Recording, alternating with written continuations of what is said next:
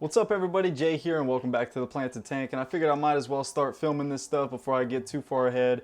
And if you haven't noticed, this tank here has been kind of stripped of its foreground plants of S. Repens. I kind of spread those out through my high-tech tank so I can get those to grow nice and tall, and then I'm going to go ahead and trim them and then place some back in here after the foreground of these tanks get filled up. Anyways, let me show you guys what I've been doing so far. So as you can see, I've ripped out the dwarf sagittaria from both left and right side corners, and I think it's going to stay like this until I can start propagating these S. Repens, but as you can see, it looks absolutely awesome still. And I'm gonna go ahead and pull some of the crypts out of my 20-gallon high and put the dwarf sagittaria that I pulled out of here into that tank. So anyways, I've got it all trimmed up and everything. I usually trim the roots, that way it's a lot easier to plant them, and it promotes new root growth anyways. So let's jump straight into that.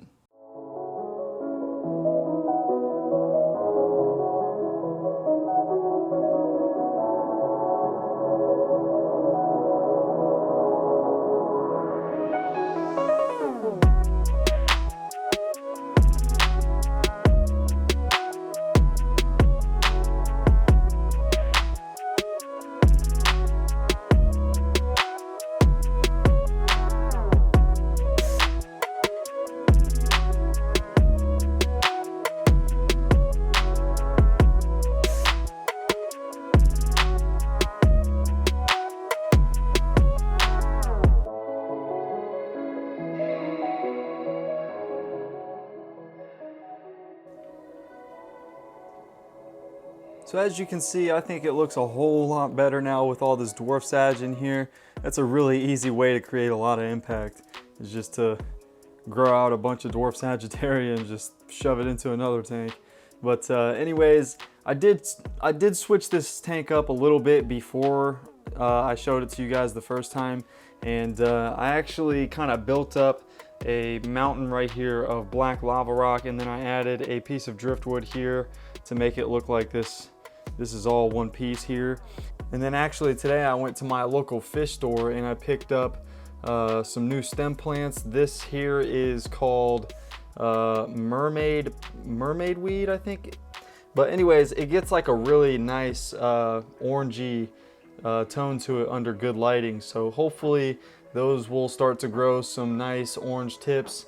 And I also picked up, this here is called Mexican oak leaf, and apparently it's a super easy to grow stem plant. I've never tried either of these plants before, but from what I hear, they're pretty easy to grow under good lighting and good CO2 levels. The oak leaf is supposed to be really easy to grow for low-tech tanks not running any CO2, so we'll see how that goes. If it grows really nice, I'll throw it in one of my low-tech tanks and see how it does in there. Overall, the tank looks really good. I'm really excited to see what these stem plants in the back are gonna do. And by the way, just a quick note on the driftwood. When you guys set up a tank and you're using like spider wood and wood that like is made from roots, tree roots and stuff, I just wanna show you guys, you see that white fuzzy looking stuff? That is actually a fungus that grows just naturally. It's a part of bacteria growing on your driftwood, and that will go away on its own. I've seen a lot of reviews on Amazon giving companies 1-star reviews because their driftwood started leaching this white slime stuff. It's just fungus. It's not harmful or anything. So if you see this growing on your driftwood, don't throw your driftwood away. It's just a natural process. It will go away on its own. There's some fish out there that actually eat it. So if you guys know of what those fish are, please leave that down in the comment section if you'd like to pick up some of those fish. But yeah.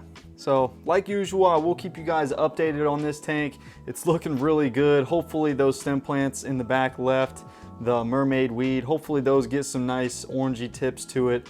So this tank isn't just full of a bunch of green.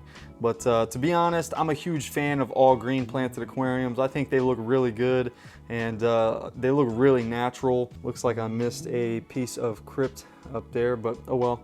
Anyways, let's go check out the Clear 16 real quick.